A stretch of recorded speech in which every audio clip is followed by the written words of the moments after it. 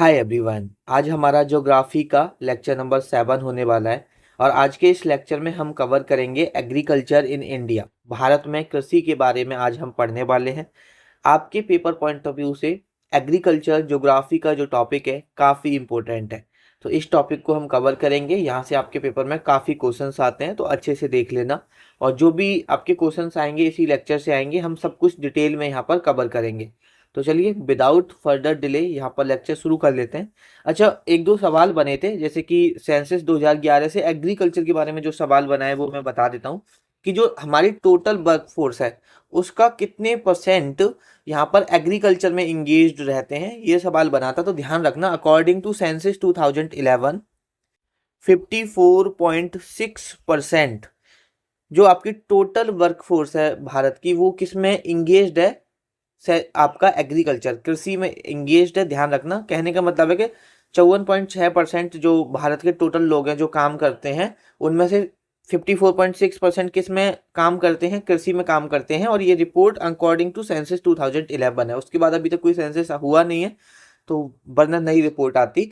तो 54.6% लिख लो अगर लिखना चाहो तो। 54 ऑफ टोटल वर्कफोर्स, ये टोटल वर्कफोर्स का है। Total workforce engaged in agriculture, engaged in agriculture, ये चीज आपको यहाँ पे पता होना चाहिए। और ये सेंसस 2011 की थी। अच्छा, कभी आपसे ये पूछे कि एग्रीकल्चरल सेंसस कितने साल बाद होता है, शायद एक बार एसएससी के पेपर में भी पूछा गया है। ठीक है, अब देखो मैं एसएससी इसलिए बोलता हूँ कि एसएससी के पेपर में पूछा गया क्योंकि यहाँ पर मैंने एसएससी के सभी क्वेश्चंस को एनालिसिस किया है।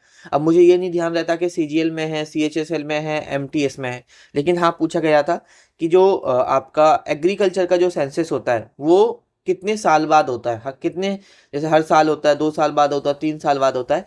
तो लिख लो कृषि जनगणना, कृषि जनगणना, जनगणना, गणना, एक सेकेंड, जनगणना कैसे लिखेंगे, जनगणना, कुछ तो गलत कर रहा हूं मैं। ठीक है, देख लेना। कृषि जनगणना, जिसको हम इंग्लिश में बोलते हैं एग्रीकल्चरल सेंसस या एग्रीकल्चर सेंसस, ये हर 5 साल बाद होता है। ठीक है, कितने साल बाद होता है, हर 5 साल बाद होता है। ये चीज आपको पता होना चाहिए।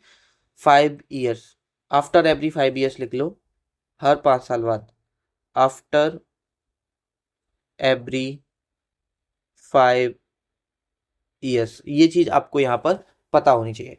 ठीक है, अब हम थोड़ा सा अपनी कृषि के बारे में पढ़ते हैं, फार्मिंग के बारे में पढ़ते हैं कि कितने प्रकार की होती है, वो सारी चीजें हम यहाँ पर देखते हैं। तो देखो, अगर हम यहाँ पर पढ़ते हैं खेती के प्रकार, टाइप्स ऑफ फार्मिंग, तो मेनली जो फार्मिंग होती है वो 2 प्रकार की होती है। एक होती है सब्सिस्टेंस फार्मिंग, सबसिस्टेंस फार्मिंग, और एक होती है आपकी कमर्शियल फार्मिंग। सबसिस्टेंस फार्मिंग का मतलब होता है निर्वाह खेती। अब ये निर्वाह खेती क्या है, देखो निर्वाह खेती का मतलब होता है एक ऐसी खेती करना जिस पर आप डिपेंड हो, आप अपने खाने पीने के लिए जो खेती कर रहे हो। पहले के लोग सबसिस्टेंस फार्मिंग ही करते थे। ठीक है, बहुत कम आपकी कमर्शियल फार्मिंग होती थी। कमर्शियल फार्मिंग का मेन मोटिव होता है कि आप अपने खाने पीने के लिए नहीं कर रहे हो, आप उसे उससे पैसे कमाने के लिए कर रहे हो। उसे करोगे और उसको मार्केट में जाके बेचोगे और वहां से अपना पैसा अर्न करोगे, बस। सब्सिस्टेंस फार्मिंग, निर्वाह का मतलब ही है कि अगर आपने सपोज गेहूं करे तो उसे आप मार्केट में बेचने नहीं जाओगे, आप उसे खुद अपने लिए खाने के लिए कर रहे हो, या आप कुछ और कर रहे हो, दाल कर रहे हो, कुछ भी कर रहे हो, वो अपने लिए कर रहे हो। बट कमर्शियल फार्मिंग मतलब आप व्यवसायिक नज़र से देख रहे हो, आप पैसे कमाने के लिए कर रहे हो। ठीक है, तो मेनली जो गाँव में किसान होता है वो अपने अगर कोई भी चीज़ करता है तो वो अपने लिए भी उसी में से रख लेता है और जो बचता है वो बेच आता है। ठीक है, अब जो सबसिस्टेंस फार्मिंग होती है वो 2 प्रकार की होती है। एक प्रिमिटिव फार्मिंग होती है, एक इंटेंसिव फार्मिंग होती है। आदिम और यहाँ पर सघन खेती। आदिम का मतलब आदि मानव से थोड़ा सा कोरिलेट कर लो, है ना। प्रिमिटिव, प्रिमिटिव मतलब होता है बहुत पुराना।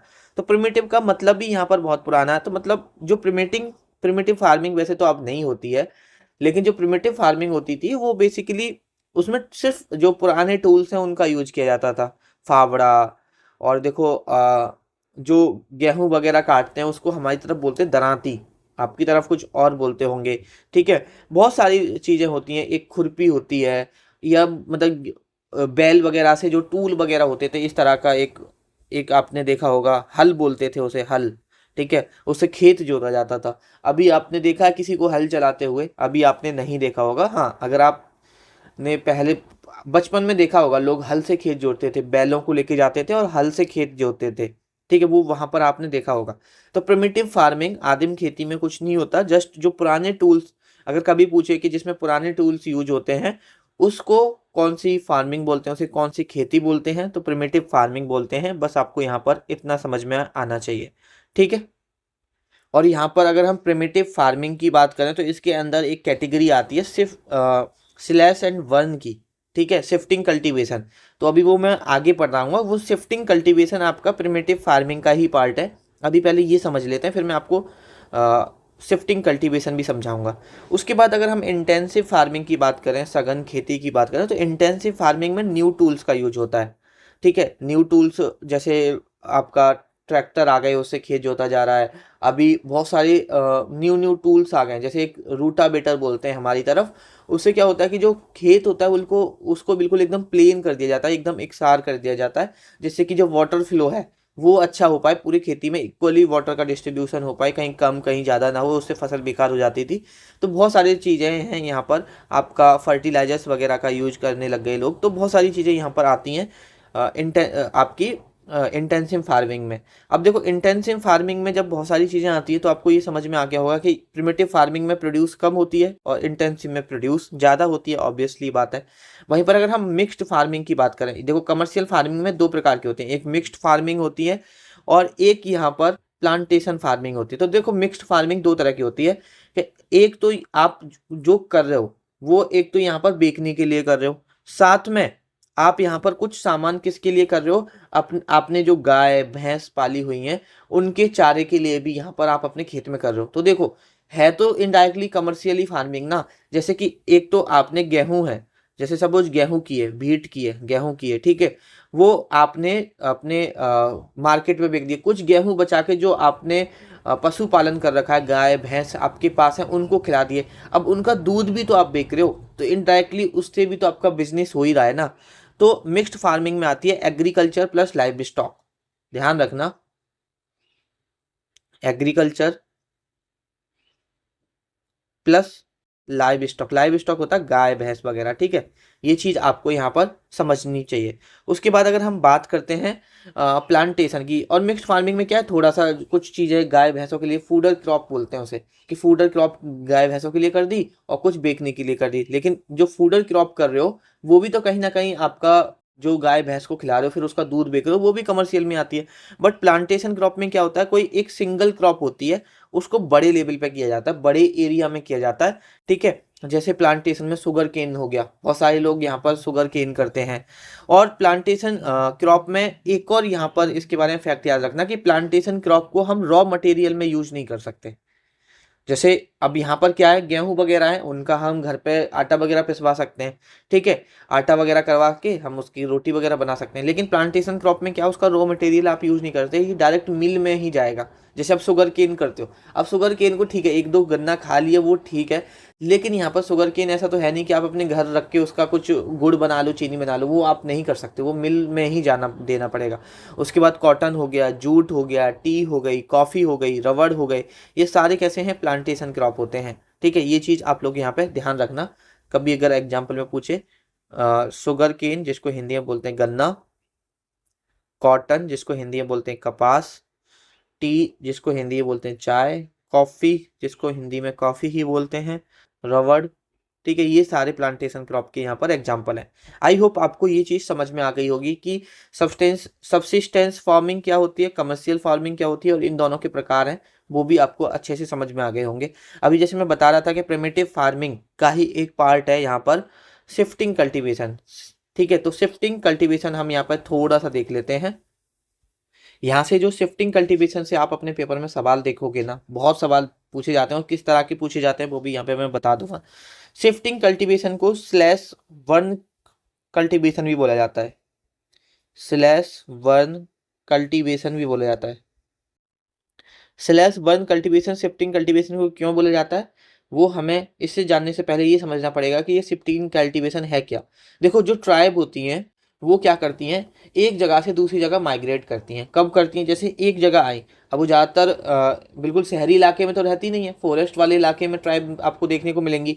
तो जो फॉरेस्ट है, जैसे सपोज एक एरिया है, उसको वो क्या करेंगे, अपने टूल से, प्रिमिटिव टूल यूज करते हैं, अपने टूल से क्या करेंगे, पेड़ों को काट देंगे, पूरी जगह जो जहाँ पर फॉरेस्ट था उस पूरी जगह को यहाँ पर साफ कर देंगे, उसको किस किसके फॉर्म में बना देंगे, खेत के फॉर्म में बना देंगे।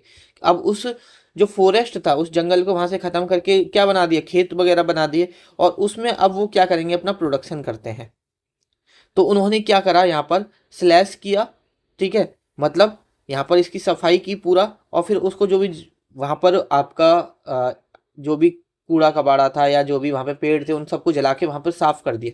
इसीलिए हम इसे स्लैश एंड बर्न नहीं बोलते हैं, और वहाँ पे वो खेती करते हैं। अब देखो वो ज़्यादा खेती उपजाऊ नहीं होती है आपकी, ठीक है, तो वहाँ पे जब तक उसमें प्रोडक्शन अच्छा हो रहा है तब तक तो वो रहते हैं, वरना फिर वहाँ से चले जाते हैं, दूसरी जगह माइग्रेट कर जाते हैं, फिर दूसरी जगह अपना शिफ्टिंग कल्टीवेशन। तो मतलब एक जगह से दूसरी जगह खेती करना उसको शिफ्टिंग कल्टीवेशन बोला जाता है, ये ध्यान रखना।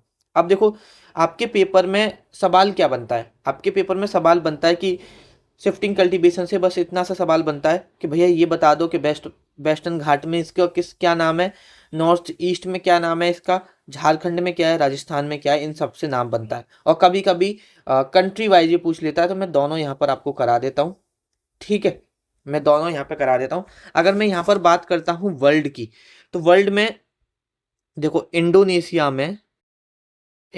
में इसको लड़ांग के नाम से जानते हैं।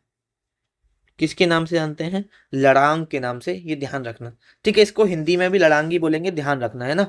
उसके बाद और हमारा कौन सा है, मैक्सिको, मैक्सिको ध्यान रखना, मैक्सिको तो पेपर में भी पूछा गया, मैक्सिको और ब्राज़ील तो मैं अब इस बार 2024 में भी पूछे गए।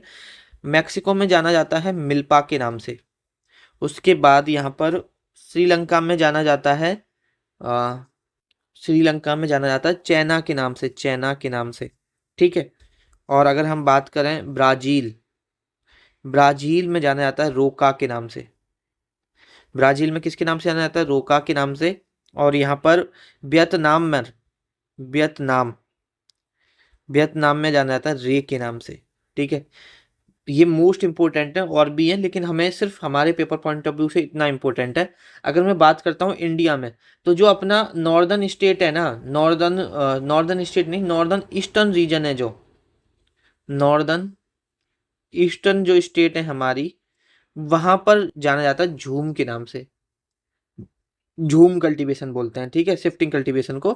उड़ीसा, उड़ीसा में 3 नाम से जाना जाता है। एक है पैमा डावी, ध्यान रखना पेपर पॉइंट ऑफ व्यू से इंपॉर्टेंट है, वरना नहीं कराता।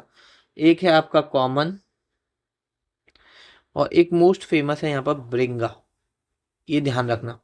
उसके बाद हमारा नेक्स्ट है यहाँ पर देखा जाए तो वेस्टर्न घाट। अगर हम वेस्टर्न घाट्स की बात करते हैं तो कुमारी के नाम से जाना जाता है, कुमारी के नाम से। उसके बाद अगर हम बात करते हैं झारखंड, तो झारखंड में कुरुबा के नाम से जाना जाता है, कुरुबा, झारखंड में कुरुबा के नाम से जाना जाता है। और अगर हम बात करते हैं राजस्थान, राजस्थान में वॉल्टर के नाम से जाना जाता है। और आंध्र प्रदेश इंपॉर्टेंट है, आंध्र प्रदेश, आंध्र प्रदेश में पोडू या पेंडा के नाम से जाना जाता है। उसके बाद अगर हम बात करते हैं मध्य प्रदेश की, एमपी की बात करें हम, तो दहिया या बेबार के नाम से जाना जाता है, ठीक है। और कौन सा स्टेट रह गया हमारा, एक दीपा, छत्तीसगढ़ और लिख लो, छत्तीसगढ़, इसमें दीपा के नाम से जाना जाता है। तो ये शिफ्टिंग कल्टीवेशन के अलग अलग नाम है, अलग अलग रीजन में अलग अलग नाम से हम जानते हैं। पेपर में इंडिया पे तो मोस्ट फोकस करता है, अक्सर पूछ लेता है। इस बार भी एमटीएस 2024 में 3-4 सवाल बने हैं, तो ये चीज़ आप लोग यहाँ पे ध्यान रखना, ठीक है। आगे बात करते हैं हम यहाँ पर, अब हम थोड़ा सा देख लेते हैं ऑर्गेनिक फार्मिंग क्या होती है। तो देखो अभी ऑर्गेनिक फार्मिंग की अगर हम बात करें तो अभी तो बहुत ज़्यादा, मतलब बहुत ज़्यादा ट्रेंड में है। हर इंसान जिसके पास थोड़ा बहुत पैसा है वो ऑर्गेनिक खाना चाहता है, ऑर्गेनिक, मतलब उसे ऑर्गेनिक चीज़ें चाहिए, जिसकी वजह से आज के टाइम में ऑर्गेनिक की जो प्राइस है, जो ऑर्गेनिक वस्तुएं हैं उनकी जो प्राइस है वो काफ़ी ज़्यादा यहाँ पर बढ़ गई है।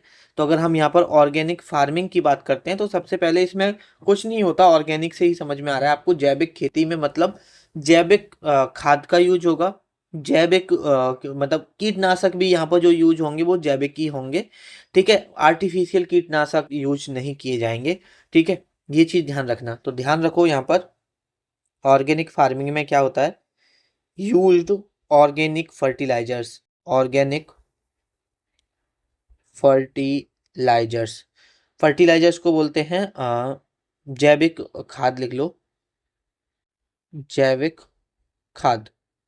जैसे गाय का गोबर वगैरह है ना, वो सारे यहाँ पर डाले जाते हैं। जो आर्टिफिशियल यूरिया है और दवाएं वगैरह हैं वो यहाँ पर नहीं डाली जाती हैं, ये ध्यान रखना। Used organic fertilisers and pesticide, pesticide होता है कीटनाशक, पेस्टिसाइड्स कीटनाशक, ठीक है। तो ये चीज़ ध्यान रखना, जिसमें ऑर्गेनिक फर्टिलाइजर्स और पेस्टिसाइड यूज करेंगे वो ऑर्गेनिक फार्मिंग हो गई। सिंपल सी चीज़ है, इसमें कुछ ज़्यादा ऐसा दिमाग लगाने की नहीं है। उसके बाद एक होती है आपकी टेरिस फार्मिंग, ठीक है। कभी कभी बन जाता है, देखो ये देखो टेरिस जैसा है ना, एक स्टेप दो स्टेप, ये इस तरह की टेरिस फार्मिंग होती है। कभी अगर आपसे पेपर में पूछ ले तो आपको अगर फिगर है तो आप आराम से कर पाओगे, ठीक है। जब इसकी डिजाइन है स्टेप्स में इसकी डिजाइन होती है, ये चीज़ ध्यान रखना। और ये बेसिकली हिल एरियाज में होती है। कभी अगर आपसे पेपर में पूछे कब कहाँ पे होती है, ये हिल एरियाज में होती है। ये चीज़ आपको यहाँ पर पता होनी चाहिए। आगे देख लेते हैं। अब हमारा दो तरह का क्रॉपिंग करते हैं, एक तो है हमारी इंटर क्रॉपिंग, एक है हमारी मिक्स्ड क्रॉपिंग। अब इनमें क्या फ़र्क है, ये क्या चीज़ है, ये देखते हैं। देखो एक आपका खेत है, सपोज ये आपका खेत है, एक यहाँ पर आपका खेत है। अब यहाँ पर मिक्स्ड क्रॉपिंग में क्या होगी, आपने सपोज दो तीन चीज़ें ले ली, गेहूं ले लिया, बाजरा ले लिया और जौ ले लिया, ठीक है। देखे होंगे बहुत सारे लोग गेहूं के साथ जौ भी करते हैं।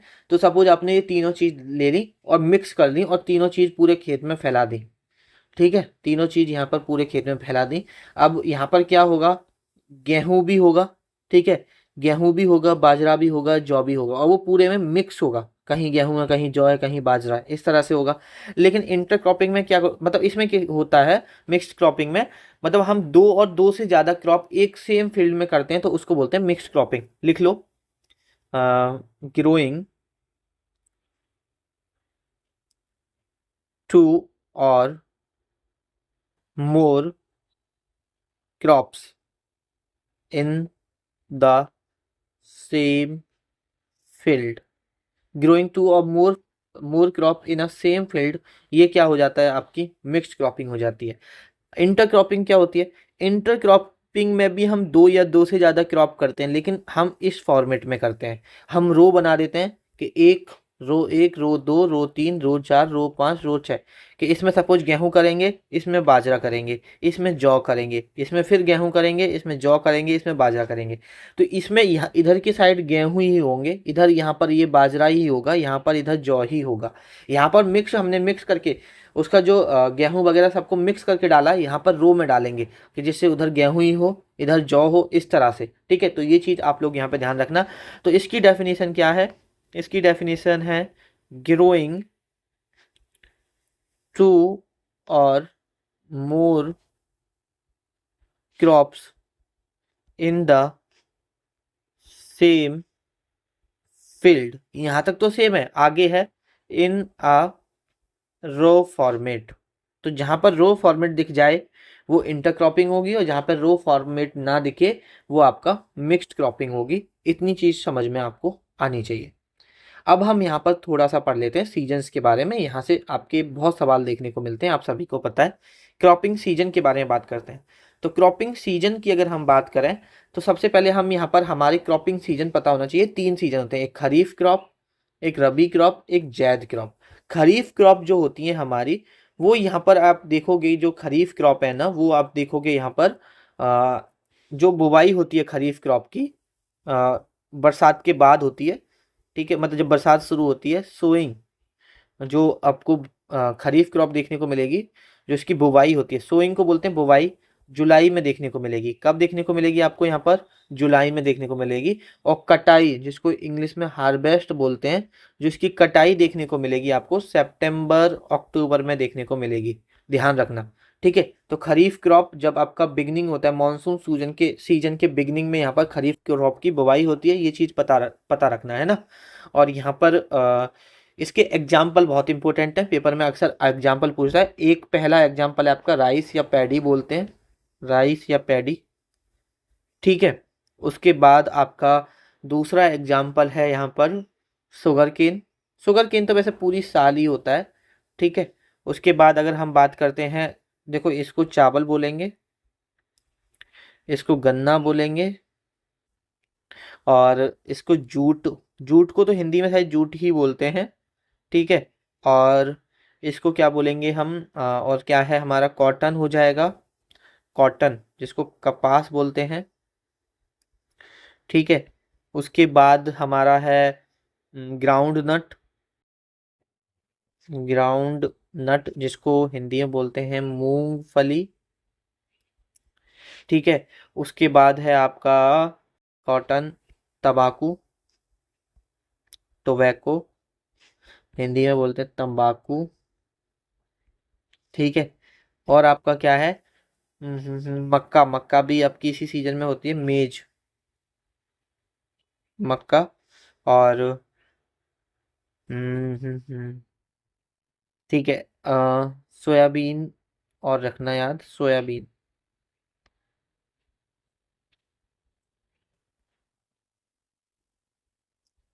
ठीक है, ये सारे नाम आप लोग यहाँ पे याद रखना। अभी ये आपको यहाँ पर देखो, राइस आपको सबको पता है, जब बारिश होती है तब यहाँ पर चावल लगाए जाते हैं, धान लगाए जाते हैं, हिंदी में धान बोला जाता है इसे। ठीक है, तब यहाँ पर ये लगाए जाते हैं, तो ये तो ऐसा आपको याद करने की जरूरत नहीं है। ठीक है, और यहाँ पर अगर हम बात करें, देखो कॉटन, कॉटन का यूज कब होगा? ठंडों में होगा। कॉटन से बहुत सारी रजाई वगैरह बनती हैं, कंबल वगैरह बनते हैं। तो कॉटन गर्मियों में, वो गर्मियों में करोगे तभी तो इसका ठंडों में यूज कर पाओगे, तो वैसे याद कर लो। ग्राउंड नट, मूंगफली कब खाते हो? ठंडों में खाते हो, तो अब इसलिए बात है, गर्मी में बोते होंगे, ठंड तक वो आती होंगी। ठीक है, तो तभी आप ठंडों में खा पाओगे। उसके बाद टोबैको, टोबैको ऐसे याद करो कि टोबैको इंसान खाता है, आ, मतलब गर्मी लाने के लिए, बॉडी में गर्मी के लिए खाता है, क्योंकि ठंड बहुत पड़ रही होती है। तो यहाँ पर जब ठंडों में खाओगे तो गर्मियों में से करना पड़ेगा। तो ऐसे थोड़ा सा कोरिलेट करके कुछ आप यहाँ पर डायरेक्ट याद कर लेना। ठीक है, उसके बाद अगर हम यहाँ पर आ, बात करते हैं रबी क्रॉप के बारे में, तो रबी क्रॉप का जो बुवाई होती है अक्टूबर के मंथ में होती है, अक्टूबर नवंबर में मान लो, है ना, क्योंकि सितंबर अक्टूबर तक कटती है, फिर अक्टूबर नवंबर में आपकी रबी क्रॉप की फसल की बुवाई होती है। और इसकी कटाई बात करें, हार्वेस्टिंग की अगर हम बात करें, इसकी जो कटाई होती है वो मार्च अप्रैल में होती है, मार्च अप्रैल में होती है। इसके एग्जाम्पल आप लोग याद रखना रबी क्रॉप के। सबसे पहले तो मोस्ट इंपोर्टेंट है भीट, जिसे गेहूं बोलते हैं। ठीक है, फिर है आपका बारले, जिसे जौ बोलते हैं। गेहूं और जौ एक साथ होते हैं, तो ये तो डायरेक्ट भी आप याद रख सकते हो। ठीक है, गेहूं, जौ। ठीक है, और ठंडों में ही आपके ग्राम होते हैं, चना। ठीक है, और आपका सरसों होती है, मस्टर्ड होती है गर्म ठंडों में ही। ठीक है, और अलसी एक होता है, लिनसीड बोलते हैं, जैसे अलसी आपकी रबी है। मटर भी आपकी, आपने देखा होगा, ठंडों में ही आती है। तो ये सारी जो फसल है इंपॉर्टेंट है आपके पेपर पॉइंट ऑफ व्यू से। ये सारे एग्जाम्पल किसके हैं? रबी क्रॉप के हैं। अब देखो यहाँ पर हमारा ये फसल अप्रैल में यहाँ पर कट जाएगी, और दोबारा हम जो इसे बोएंगे वो जुलाई में बोएंगे। तो हमारा जो एकदम भयंकर गर्मी पड़ती है मई जून में, उसमें हम क्या करते हैं, कुछ हमारी जो सलाद वाली जितनी भी चीज़ें खाने की होती हैं वो मई जून में करते हैं, हम उसको जैद क्रॉप बोलते हैं।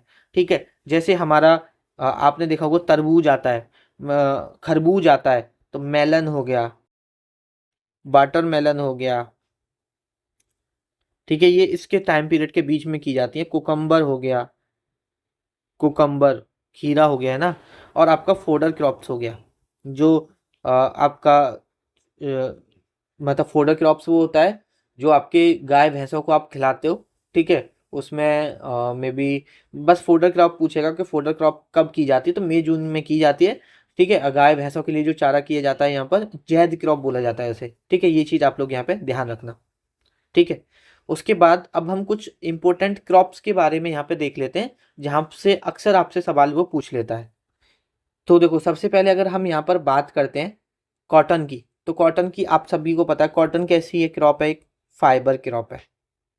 कैसी क्रॉप है? फाइबर क्रॉप है, रेशेदार फसल है, रेशेदार फसल है, ये बात आप सभी को पता है।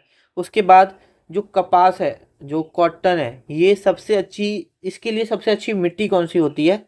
तो सबसे अच्छी मिट्टी होती है ब्लैक सॉइल। कभी ध्यान रखना, अगर ये पूछे कि ब्लैक सॉइल सबसे ज़्यादा सुटेबल किसके लिए है, तो कॉटन के लिए है, ध्यान रखना। और इसको कॉटन को सिल्वर सिल्वर फाइबर के नाम से भी जाना जाता है, सिल्वर फाइबर। चांदी का रेशा लिख लो हिंदी में, चांदी का रेशा, सिल्वर फाइबर के नाम से भी जाना जाता है, के नाम से भी जाना जाता है।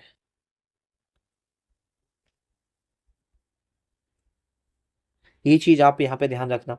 उसके बाद इसको कॉटन को एक दो बार पेपर में पूछा गया है कि जो आपकी कॉटन है उसको 210 दिन फ्रॉस्ट फ्री डेज की रिक्वायरमेंट होती है। Frost free days, Frost free days का मतलब क्या है? 210 दिन तक ठंड ना पड़े, उसके बाद अगर आप कॉटन करोगे तो आपका जो कॉटन है वो बहुत अच्छी होती है। तो 210 फ्रॉस्ट डेज की ज़रूरत होती है। फ्रॉस्ट मतलब ठंड, ठंड रहित, मतलब ठंड ना हो, ठंड मुक्त दिन। हिंदी वाले लिख लो 210, 210 ठंड मुक्त दिन की ज़रूरत होती है, ज़रूरत होती है। ये चीज़ आप इसके कॉटन के बारे में यहाँ पर याद रखना, ठीक है। आगे अगर हम बात करते हैं यहाँ पर जूट के बारे में, देख लो। तो जूट को सबसे पहले तो गोल्डन फाइबर के नाम से जाना जाता है, गोल्डन फाइबर के नाम से जाना जाता है। हिंदी में इसको सुनहरा रेशा बोलेंगे, ठीक है, सुनहरा रेशा यहाँ पर हम बोलते हैं। ये चीज़ आप लोग यहाँ पे ध्यान रखना।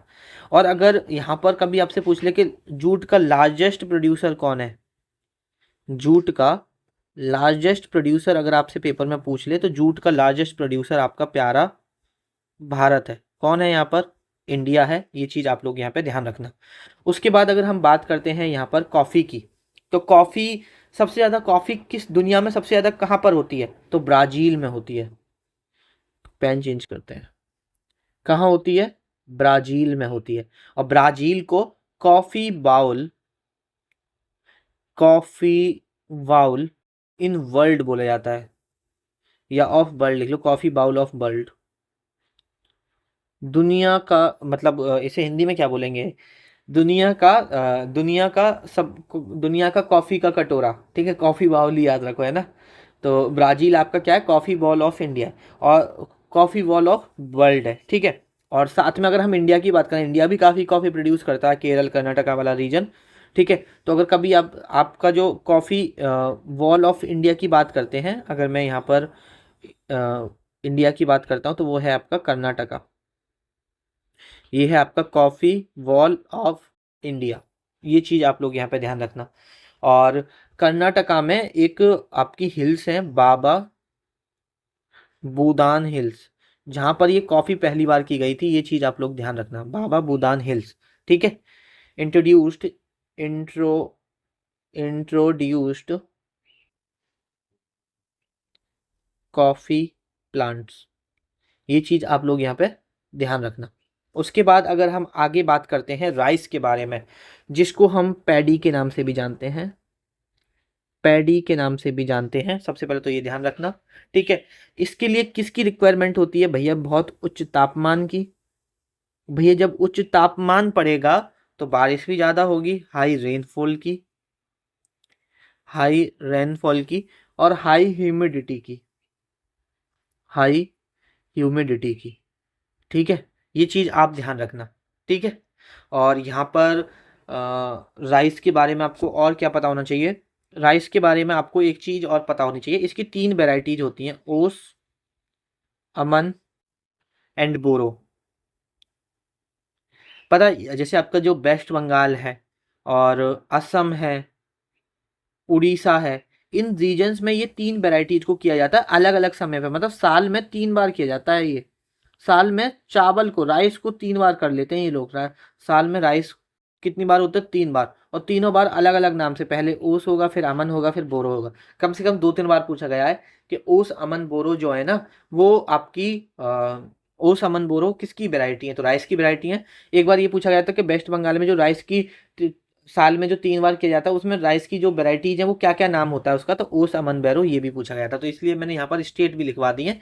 ये चीज़ भी आपको यहाँ पर पता होनी चाहिए। ठीक है, वेल एंड गुड। आगे देखते हैं। आगे अगर हम यहाँ पर बढ़े हैं, ठीक है, तो विद पेन चेंज के साथ बढ़ेंगे। तो यहाँ पर हम देखते हैं, हमने कॉफ़ी के बारे में देखा। अपना जो भारत में सबसे ज़्यादा पीने वाली चीज़ है उसको छोड़ दिया। सबसे ज़्यादा कौन सी पी जाती है? आपकी चाय पी जाती है। तो इसके लिए बेस्ट सुटेबल सॉइल है यहाँ पर एसिडिक सॉइल। सबसे पहले तो ये ध्यान रखना, एसिडिक सॉइल, अम्लीय मिट्टी, अम्लीय मिट्टी, ये चीज़ आपको यहाँ पे पता होनी चाहिए। और जो यहाँ पर चाय होती है उसके लिए किसकी रिक्वायरमेंट होती है बताओ? ज़्यादा रेनफॉल की, कम रेनफॉल की, या किसकी? तो आप बोलोगे भैया इसको मध्यम वर्षा की जरूरत होती है, मध्यम वर्षा। इंग्लिश वाले लिख लो मॉडरेट रेनफॉल। किसकी जरूरत होती है? मॉडरेट रेनफॉल की जरूरत होती है, ये पता होना चाहिए। वर्ल्ड में सबसे ज़्यादा चाय कौन करता है? इंडिया हमारा दूसरे नंबर पर है। वर्ल्ड में सबसे ज़्यादा चाय कौन करता है? तो अपना चाय से चाइना, याद रख लेना। इंडिया में सबसे ज़्यादा चाय कौन करता है? इंडिया में कौन सा स्टेट सबसे ज़्यादा चाय करता है? तो इंडिया में सबसे ज़्यादा करता है आपका असम। इंडिया में सबसे ज़्यादा कौन करता है? असम करता है, ये चीज़ ध्यान रखना।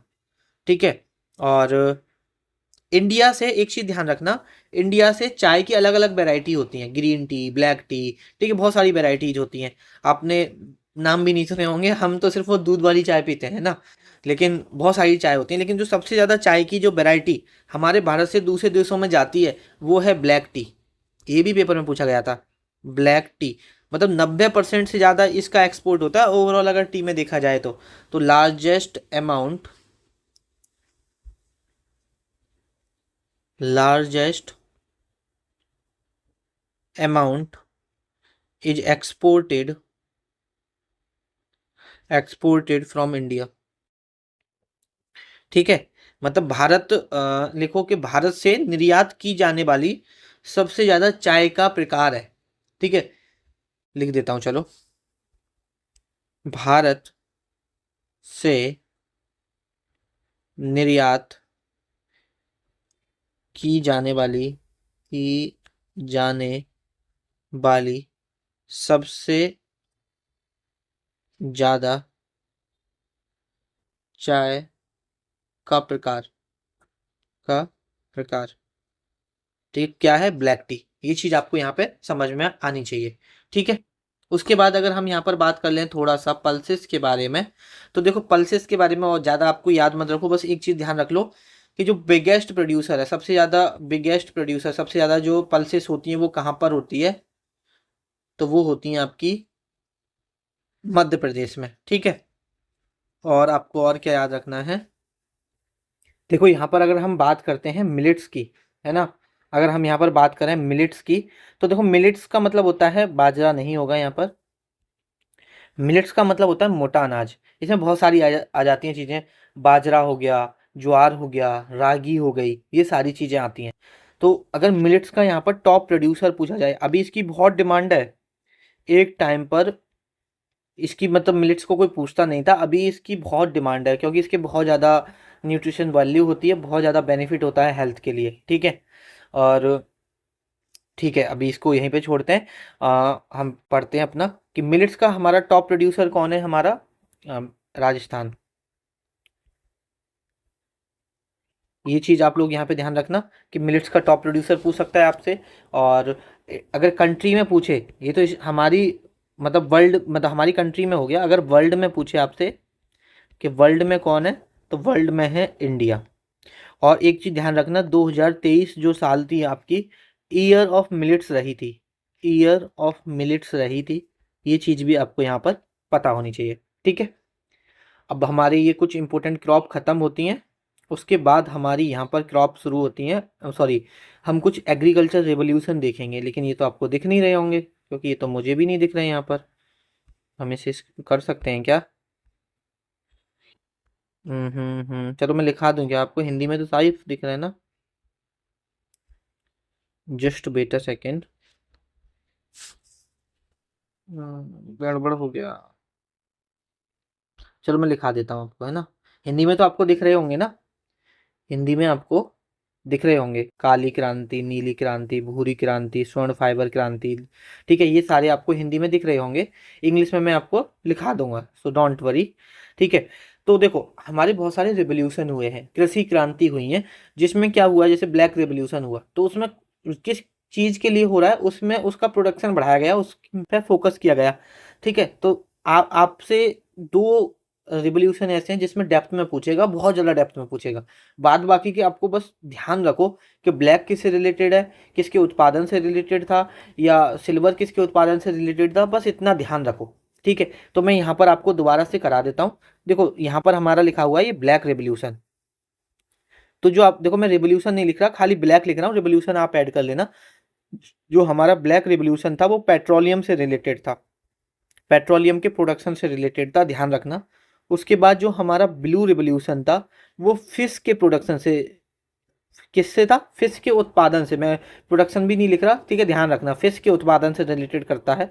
उसके बाद था हमारा एक ब्राउन रिवोल्यूशन, ये पेपर पॉइंट ऑफ व्यू से बहुत इंपॉर्टेंट है, डायरेक्ट सवाल बनते हैं भाई। ब्राउन से हमारा जो लेदर है, लेदर के उत्पादन से रिलेटेड है। ठीक है, यहाँ पर देख रहे होंगे। भूरी क्रांति किसके से, चलो मैं इधर ही लिखता हूँ जिधर हिंदी में लिखा हुआ है। ठीक है, भूरी क्रांति किससे रिलेटेड थी? हमारी सिल्वर से रिलेटेड थी। उसके बाद स्वर्ण फाइबर क्रांति जूट से रिलेटेड थी ये, इसको बोलते हैं golden, golden fibre revolution. Golden fibre revolution किससे रिलेटेड थी? आपकी जूट से रिलेटेड थी। अगर हम बात करें स्वर्ण क्रांति की, तो देखो ये फाइबर है, ठीक है, गोल्डन फाइबर भी बोलते थे हम जूट को, अभी हम पढ़ के आ रहे हैं तो ध्यान होना चाहिए। और ये गोल्डन है आपका, गोल्डन रिवोल्यूशन, इसमें फाइबर नहीं है। ये किससे रिलेटेड है आपकी गोल्डन रिवोल्यूशन? तो ये हॉर्टिकल्चर से है, बागवानी से है, हॉर्टिकल्चर से है, ये चीज़ आप लोग यहाँ पे ध्यान रखना।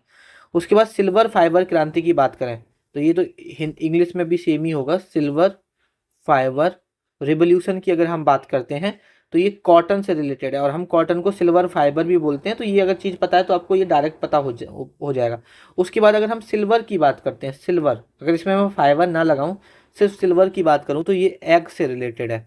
वहीं पर अगर हम बात करें ग्रे की, ग्रे, ठीक है, जिसको हम ग्रे, ठीक है, ग्रे को यहाँ पर हमारा जो ग्रे है वो किससे रिलेटेड था? जो हमारे फर्टिलाइजर्स हैं उससे रिलेटेड था, उसके प्रोडक्शन से रिलेटेड था। यहाँ पर लाल क्रांति, रेड रिवोल्यूशन, रेड रिवोल्यूशन यहाँ पर मीट और टमाटो के प्रोडक्शन से है, मीट एंड टोमेटो के प्रोडक्शन से यहाँ पर रिलेटेड है। ये चीज़ आपको यहाँ पे पता होनी चाहिए। उसके बाद है पीली, येलो क्रांति, ये आपके जो तिलहन उत्पादन होता है, ऑयल सीड्स होते हैं, उससे रिलेटेड है, ऑयल सीड, येलो रिवोल्यूशन लिख लेना, है ना? उसके बाद अगर हम बात करते हैं यहाँ पर दौर, ये क्या है? गोल होना चाहिए यहाँ पर, गोल, गोल क्रांति, राउंड, राउंड जो रिवोल्यूशन है वो आपका आलू उत्पादन से रिलेटेड है, ये आपको पता होना चाहिए। तो ये तो कुछ आपके एग्रीकल्चरल रिवोल्यूशन है जो आपको डायरेक्ट ये पता होना चाहिए कि हाँ भाई ये इससे है, ये उससे है। अब दो रिवोल्यूशन मैं आपको पढ़ाने वाला हूँ जो आपके पेपर पॉइंट ऑफ व्यू से यहाँ पर बहुत ज़्यादा इंपॉर्टेंट है। ठीक है, एक है आपका ग्रीन रिवोल्यूशन। तो सबसे पहले तो आपको ये पता होना चाहिए कि जो आपका ग्रीन रिवोल्यूशन है वो किस चीज़ से यहाँ पर इंपॉर्टेंट है।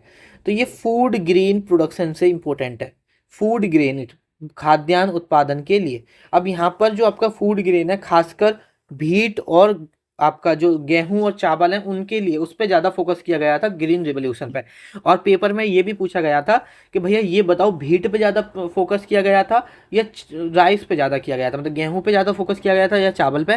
तो मैंने ऐसे बनाया भी है कि व्हीट पे ज़्यादा फोकस किया गया था। ठीक है, और ये मान सकते हो कि ये जो ग्रीन रिवोल्यूशन था एक बहुत बड़ा स्टेप था गवर्नमेंट का, लोगों का, जिसकी वजह से एक फेमाइन से बचाता है। लेकिन बहुत सारे नेगेटिव इम्पैक्ट के साथ भी आपका ग्रीन रिवोल्यूशन आता है, वो सारी चीज़ें भी हम देखेंगे।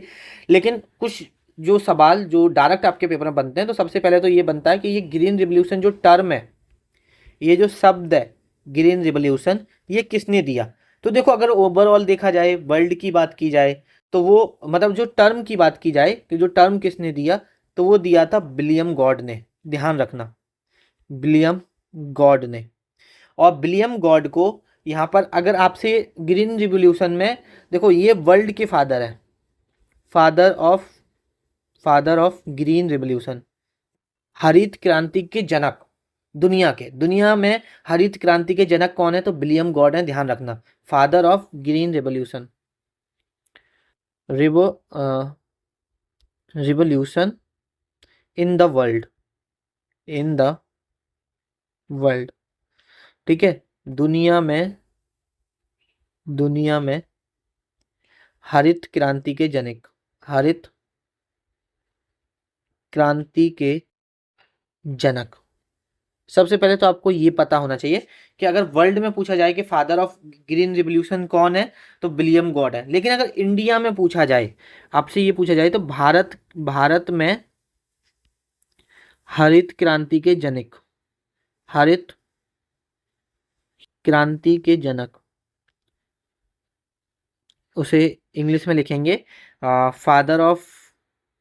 Father of green revolution, GR लिख देता हूं मैं, ग्रीन रिवॉल्यूशन इन इंडिया। बताओ कौन है? ये डायरेक्ट सवाल यहाँ पर बनते हैं, तो वो हैं आपके MS स्वामीनाथन, MS स्वामीनाथन।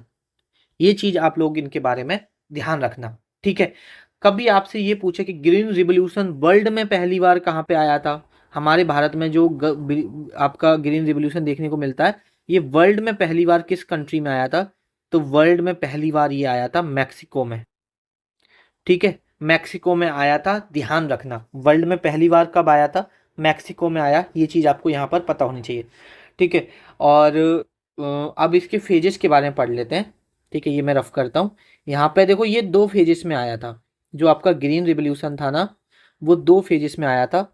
एक था इसका फर्स्ट फेज, ये था आपका मिड 1960s से लेके, 1960s का मतलब यहाँ पर 1960 से लेके 70 की बात कर रहा हूँ मैं, है ना।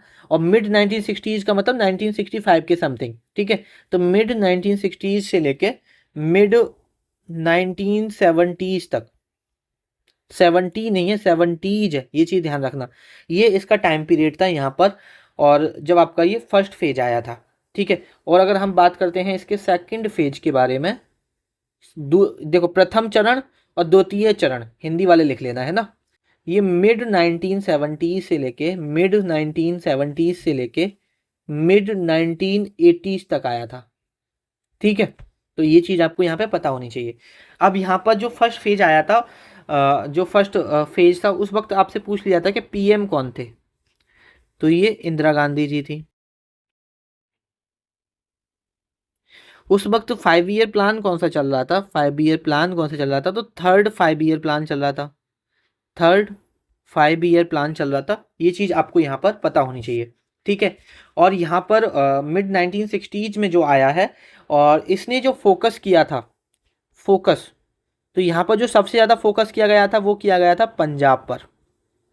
ठीक है, और उसके बाद अगर हम साउथ की तरफ थोड़ा सा बढ़ते हैं, तो एक आंध्र प्रदेश, इन स्टेट्स पर ज़्यादा फोकस किया गया था। ये चीज़ आप लोग यहाँ पे ध्यान रखना। ठीक है, और आपको और क्या पता होना चाहिए, यहाँ पर जो इस पूरे ग्रीन रिवॉल्यूशन में जो यूज हुआ था ना, वो किया गया था H/B सीड्स का, high yielding seeds, high yielding variety, H/B variety seeds का यूज किया गया था। कभी अगर आपसे पेपर में पूछ ले। ठीक है, मतलब एक सेकंड, मतलब क्या था, जो ग्रीन रिवॉल्यूशन था उसमें ऐसा, मतलब जो आपका जो जिससे आप खेती करोगे, गेहूं करोगे, उसमें जो गेहूं की वैरायटीज थी वो ऐसी की गई थी कि अगर आप कम करोगे उसका प्रोडक्शन बहुत होता था। ठीक है, और बहुत सारे फर्टिलाइजर्स, बहुत सारी चीज़ें यहाँ पर यूज की गई। यहाँ पर हाई यील्डिंग सीड्स का यूज किया गया, टेक्नोलॉजी का यूज किया गया, जैसे टूल्स वगैरह लगाए गए काफ़ी बड़े अमाउंट में, कि बस यहाँ पर बटन दबाओ, पानी पानी हो जाता था। ठीक है, टेक्नोलॉजी में आपका टूल्स लगाए गए, कैनाल्स का निर्माण किया गया, तो बहुत सारी चीज़ें यहाँ पर की गई थी। उसके बाद अगर हम बात करते हैं सेकंड फेज की, कि आपका जो सेकंड फेज है जो 1970 से लेके 1980s के बीच में आया, mid 1970s to mid 1980s। अब देखो यहाँ पर अच्छा एक चीज़ और ध्यान रखना, ये ग्रीन रिवोल्यूशन का जो सक्सेस हुआ था ना, जो सक्सेसफुल हुआ था, उसके सेलिब्रेशन के लिए इंदिरा गांधी जी ने एक यहाँ पर स्टाम्प भी, government of India released stamp, ठीक है, किस नाम से, भीट रिवोल्यूशन के नाम से यहाँ पर उन्होंने एक स्टाम्प चलाई थी, भीट रिवोल्यूशन, ग्रीन रिवोल्यूशन मत करना, भीट रिवोल्यूशन के नाम से एक स्टाम्प भी चलाई थी, to celebrate achievement, to celebrate. और ये किसने चलाई थी उस वक्त, गवर्नमेंट ऑफ इंडिया में कौन था मैन, इंदिरा गांधी जी थी, ध्यान रखना, ठीक है, ये चीज ध्यान रखना। उसके बाद देखो यहाँ पर क्या था, जो ग्रीन रिवोल्यूशन था इसका फोकस था पंजाब आंध्र प्रदेश में।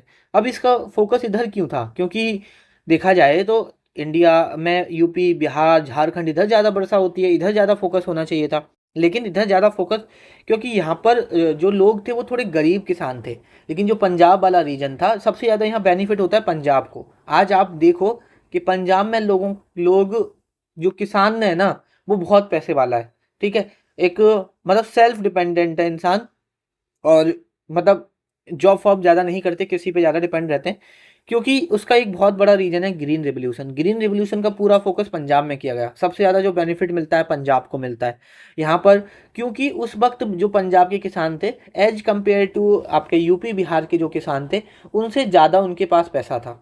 तो वो क्या करते थे, गवर्नमेंट ऑफ इंडिया की ये सोचती कि वो अडॉप्ट कर सकते थे, अगर फर्टिलाइजर लेके आ रहे हैं तो उनको खरीद सकते थे, क्योंकि फर्टिलाइजर देखो गवर्नमेंट ने सब्सिडी खूब भर भर के दी, लेकिन फिर भी कुछ तो चार्ज करेगी गवर्नमेंट, तो गवर्नमेंट ने इसलिए पंजाब में ज़्यादा फोकस किया, क्योंकि पंजाब में वो अडॉप्ट कर सकते थे, पंजाब में लोग खरीद सकते थे, उतने सक्षम थे उस वक्त भी। तो यहाँ पर जो फर्टिलाइजर्स हैं उनका इंट्रोडक्शन हुआ, टेक्नोलॉजी का इंट्रोडक्शन हुआ, सीड्स की वैरायटी अच्छी लेके आई गई, ठीक है, सीड्स की वैरायटी का अच्छा प्रोडक्शन किया गया। तो ये सब करने से क्या हुआ, प्रोडक्शन बहुत तेजी से ग्रो हुआ, है ना। पानी की जरूरत है तो बस बटन दबा दो ट्यूबवेल से एकदम पानी आ गया, पहले इतने जल्दी नहीं आ पाता था, ठीक है, बरसात पे डिपेंड करना है, वैसे और चीज़ों पे डिपेंड होता था पानी आना, तो अब बस बटन दबाना है पानी आ गया। फर्टिलाइजर्स का यूज किया गया, यूरिया वगैरह का इंट्रोडक्शन किया गया, तो इससे क्या हुआ, जो प्रोडक्शन है वो बहुत तेज़ी से राइज हुआ। अब ये राइज तो हुआ लेकिन इसने रीजनल डिस्पैरिटी कर दी। देखो जो पंजाब का किसान है वो बहुत अमीर होता चला गया, और जो दूसरे स्टेट्स के किसान हैं वो बहुत गरीब होते चले गए, क्योंकि अब वो ज़्यादा प्रोडक्शन कर रहे हैं। और पंजाब में भी आपस में लोगों के बीच में आप ये देखने को मिलेंगे कि जो गरीब किसान थे जो इस चीज़ को अडॉप्ट नहीं कर पाए वो गरीब होते चले गए, और जो थोड़ा अमीर किसान था जो इस चीज़ को अडॉप्ट कर सकता था वो अमीर होता चला गया। तो कहने का मतलब है, अभी इसका मैं नेगेटिव इम्पैक्ट में पढ़ाऊंगा कि गरीब किसान गरीब होता चला गया, अमीर किसान अमीर होता चला गया, ठीक है। तो इसी को दिमाग में रखते हुए सेकंड फेज स्टार्ट किया गया, और इन्होंने बोला कि भैया हम फोकस करेंगे किस पर, focusing on holistic development, holistic development. हम किस पर फोकस करेंगे, होलिस्टिक डेवलपमेंट पे करेंगे इन एग्रीकल्चर। ये वो वाली बात हो गई, अब जैसे मोदी जी बोलते हैं ना सबका साथ सबका विकास, होलिस्टिक डेवलपमेंट। अब हम और स्टेट पे भी फोकस करेंगे, ना कि सिर्फ पंजाब आंध्र प्रदेश, इन स्टेट्स पे हम फोकस करेंगे। अब ये जो खासकर जो सदन स्टेट्स थी उन पे ज़्यादा फोकस किया जाएगा अब सेकंड फेज में। तो यहाँ पर जो सबसे ज़्यादा मोर फोकस इसमें जो सेकंड फेज में किया गया है, more focus on southern India, दक्षिण भारत पर ज़्यादा फोकस किया गया, ठीक है। और यहाँ पर जब ज़्यादा फोकस किया गया तो जो HYB सीड्स था, HYB seeds spread to more state, वो और स्टेट्स में भी लेके आए, HYB seeds spread to more states, और राज्यों में भी HYB सीड्स को यहाँ पर लेके आया गया, इंट्रोड्यूक्शन किया गया। और साउदर्न इंडिया, और जो मतलब सदर्न इंडिया की स्टेट कैसी थी बेसिकली, कभी कभी पूछ लेता है कि फोकस किस पे किया गया, सदर्न इंडिया पर, और ये कैसी स्टेट थी यहाँ पर, अरिड, या आप बोल सकते हो सेमी एरिड बोलो, ठीक है, ड्राई एंड सेमी एरिड बोल दो, ड्राई एंड सेमी एरिड, ठीक है। इन स्टेट्स पर यहाँ पर फोकस किया गया था। और यहाँ पर सेकंड फेज में आपका सेकंड फेज में हमें और क्या याद रखना है, ठीक है, बस इतना ही ध्यान रखो। बस आपको ये पता होना चाहिए कि सेकंड फेज की शुरुआत कब हुई और किस पे इन्होंने फोकस किया, ये सारी चीज़ें आपको पता होनी चाहिए। ठीक है। और एक ध्यान रखना, एक सवाल पूछा गया था कि एक IR8 वैरायटी है, ठीक है, ये राइस की वैरायटी थी और ये इसका जो प्रोडक्शन बहुत अच्छे लेवल पे हुआ था, तो इसको मिरेकल राइस फॉर इंडिया बोला जाता है, इसने फेमाइन से बचाया था। ठीक है, तो ध्यान रखना, IR8 क्या है आपका, मिरेकल राइस फॉर इंडिया। इसने क्या करा था, save India, save India from massive famine.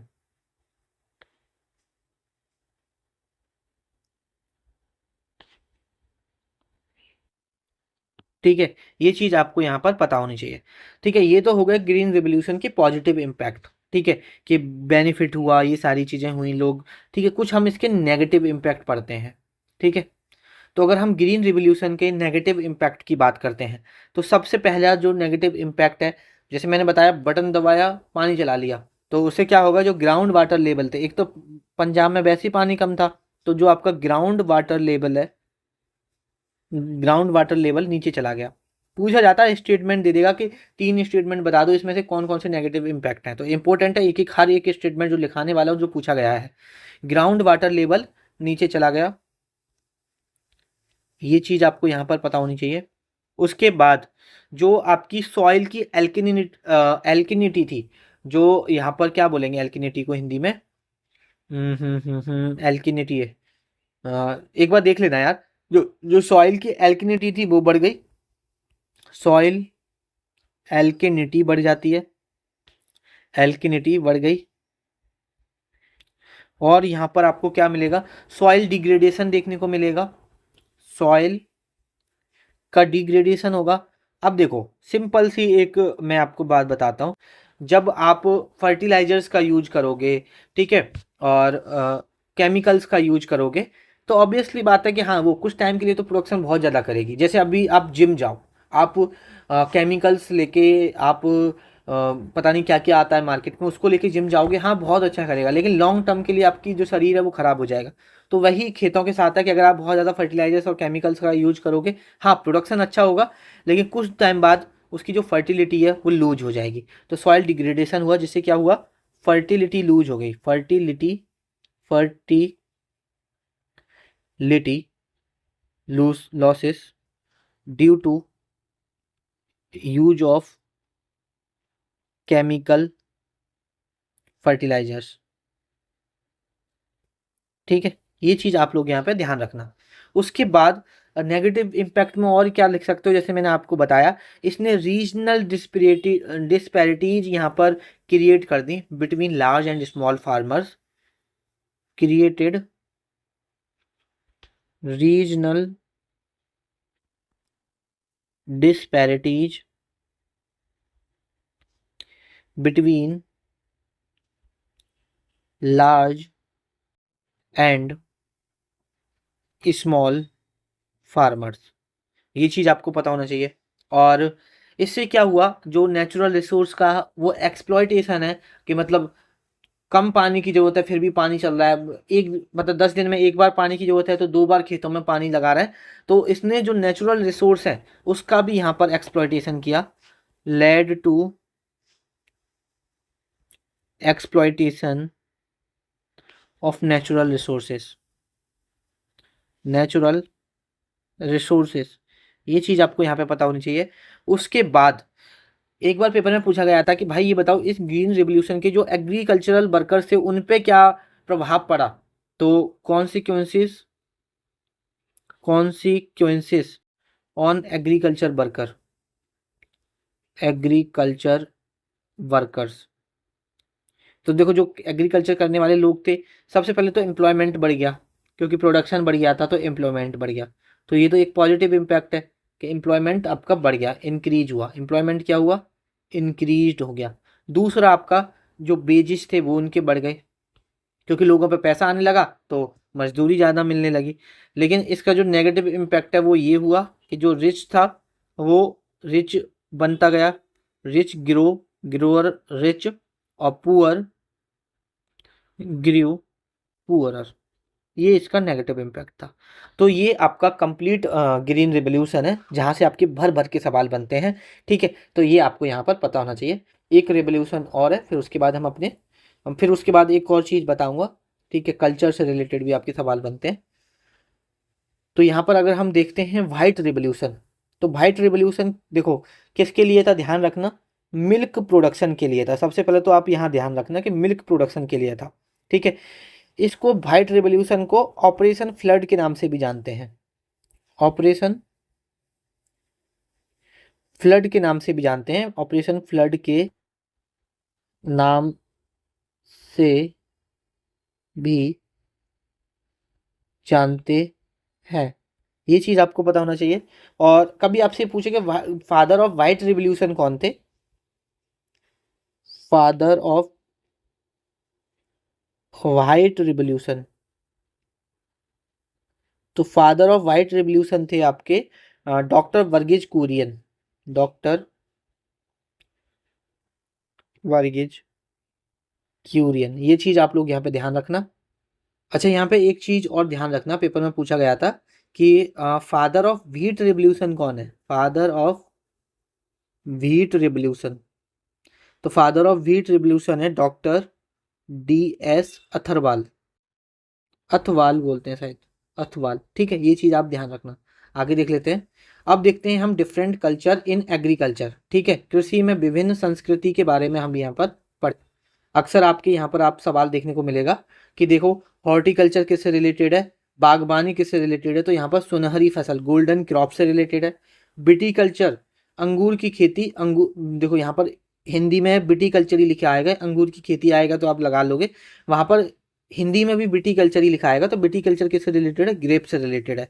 Aquaculture, अब एक्वासी समझ में आ रहा है, तो एक्वाकल्चर एक्वेटिक प्लांट और एनिमल होते हैं, उससे रिलेटेड है।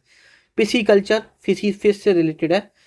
सेरीकल्चर सिल्क से रिलेटेड है। एपीकल्चर बी से, ठीक है, मधुमक्खियों से रिलेटेड है। ये चीज़ आप लोग ध्यान रखना, ठीक है, काफ़ी इंपॉर्टेंट है, ये पेपर में पूछ लिया जाता है। उसके बाद देखो एक national mission for sustainable agriculture of India यहाँ पर शुरू की गई थी। तो इसमें पूछा था कि इसका ऑब्जेक्टिव क्या था, तो इसका ऑब्जेक्टिव था, मैं लिखवा देता हूँ यहाँ पर, to make agriculture, to make agriculture more productive, more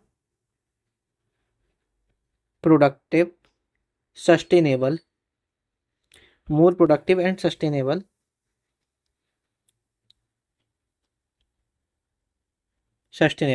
and promote organic farming, organic farming, ठीक है। हिंदी वाले लिख लो, कृषि का अधिक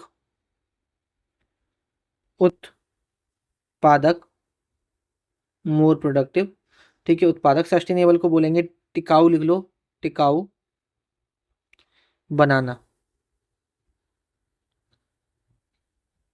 तथा ऑर्गेनिक फार्मिंग को क्या बोलते हैं, जैविक खेती, तथा जैविक खेती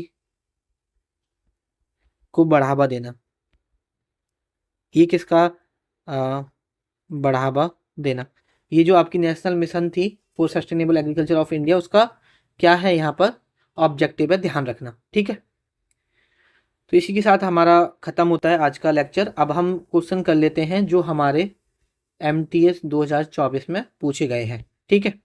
तो यहाँ पर सबसे पहले करते हैं, the rabi season of agriculture begins in October November and ends in, अक्टूबर नवंबर में शुरू होता है, ख़त्म कब होता है, मार्च अप्रैल में होता है, पढ़ के आ रहे हैं, ठीक है, ज़्यादा टाइम वेस्ट नहीं करेंगे। उसके बाद नेक्स्ट क्वेश्चन है, विच of the following option contains group of cropping season in India. Bharat में 3 सीजन होते हैं, एक रबी होता है, एक खरीफ होता है, एक जैद होता है। पोडू कोई नहीं होता, ठीक है। झूम ये तो शिफ्टिंग कल्टीवेशन को बोलते हैं। और रबी, खरीफ और जैद, इसमें क्या डिफरेंस है, रबी, खरीफ एंड जैद। ओके, ये ऑप्शन यहाँ पर गलत हो गया, कुछ और ऑप्शन होगा यहाँ पे, है ना, कोई एक नाम चेंज होगा, रबी, खरीफ एंड जैद, ठीक है, ये सही है। अभी ये भी सेम रिपीट हो गया है ऑप्शन, ठीक है। आगे बढ़ते हैं। नेक्स्ट क्वेश्चन है हमारा, in which state is the slash and वन agriculture known as Dahiya. Slash and वन एग्रीकल्चर को दहिया के नाम से किस स्टेट में जानते हैं? तो अभी हम पढ़ के आ रहे हैं, बेबार और दहिया के नाम से कहाँ पे जानते हैं? मध्य प्रदेश में। उसके बाद identify the incorrect pair cropping season and relating crop from the following. ठीक है, अब हमें बताना है। अब देखो यहाँ पर खरीफ क्या मेज, मेज क्या खरीफ क्रॉप है? बिल्कुल भैया। रबी, रबी देखो रबी जो पैड है ना, धान है, जो चावल है, वो आपके गर्मियों में होते हैं, वो खरीफ क्रॉप है, ना कि आपकी रबी क्रॉप है।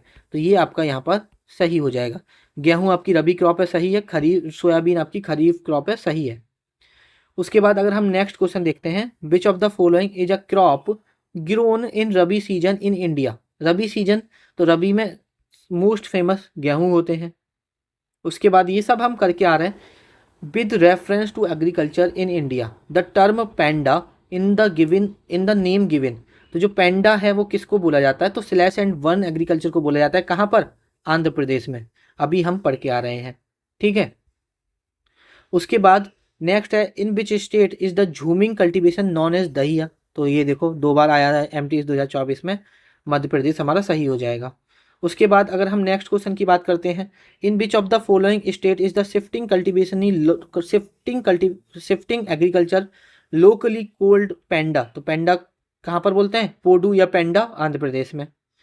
उसके बाद अगर हम नेक्स्ट क्वेश्चन देखते हैं, नेक्स्ट क्वेश्चन है हमारा, विच of the following is not a cropping season in India. तो खरीफ होता है, जैद होता है, रबी होता है, फैंग नहीं होता है। उसके बाद नेक्स्ट क्वेश्चन है हमारा, विच of the following is not a natural fibre crop grown in India. कि इनमें से कौन सी नेचुरल फाइबर क्रॉप नहीं है जो हमारे इंडिया में यहाँ पर प्रोड्यूस की जाती है? तो देखो शायद ये मैंने आपको फाइबर क्रॉप कॉटन बताई थी, फाइबर क्रॉप होती है, जूट आपकी फाइबर क्रॉप होती है, हेम्प भी आपकी एक फाइबर क्रॉप होती है, लेकिन जो पॉलिस्टर है वो आपका फाइबर क्रॉप नहीं होता है। ये चीज़ आप लोग यहाँ पे ध्यान रखना। उसके बाद अगर हम नेक्स्ट क्वेश्चन की बात करते हैं, ठीक है, नेक्स्ट क्वेश्चन है, with reference to slash and वन agriculture which of the following name is not related to Orissa. तो उड़ीसा में जो आपका स्लैश एंड वन एग्रीकल्चर है उसे किस किस नाम से जाना जाता है? तो देखो ये जो रोका है ये ब्राज़ील में जाना जाता है, मैं पढ़ा के आ रहा हूँ आपको। तो यहाँ पर कौमान, ब्रिंगा और पामा दही, ये तीनों नाम से उड़ीसा में स्लैश एंड वन एग्रीकल्चर को जाना जाता है। तो ये ठीक है। इसी के साथ हमारा यहाँ पर ये लेक्चर होता है ख़त्म। आई होप आपको अच्छा लगा होगा। सबसे पहले तो धन्यवाद आपको लेक्चर यहाँ तक देखने के लिए, सबसे पहले। और आप अपनी फीडबैक जरूर शेयर किया करो कि आपको लेक्चर कैसा लगा, ठीक है। बाद बाकी की अगर आपको पीडीएफ चाहिए इन सभी लेक्चर्स की, ठीक है, तो आप इस ग्रुप को ज्वाइन कर सकते हो। इस यहाँ पर मैसेज कर सकते हो कि मुझे पीडीएफ ग्रुप में ज्वाइन होना है। आपको एक क्यूआर भेजा जाएगा, उस पर 299 पे करके स्क्रीनशॉट भेजना होगा। उसके लिए आपको किस किस की पीडीएफ मिलेगी? कंप्लीट स्टैटिक जीके जो हम अर्जुन बैच के अंदर कर चुके हैं उसकी पीडीएफ मिल जाएगी, हिंदी में अलग, इंग्लिश में अलग। हिस्ट्री की पीडीएफ मिल जाएगी, पॉलिटी की मिल जाएगी, अभी हम ज्योग्राफी कर रहे हैं इसकी पीडीएफ मिल जाएगी, और आने वाले सभी सब्जेक्ट के जो लेक्चर्स होने वाले हैं उनकी पीडीएफ मिल जाएगी डिजिटल फॉर्मेट में, हिंदी में अलग, इंग्लिश में अलग, ठीक है। तो चलिए आपसे मुलाकात होगी नेक्स्ट लेक्चर में, तब तक के लिए पढ़ते रहिए और ख्याल रखिए अपना।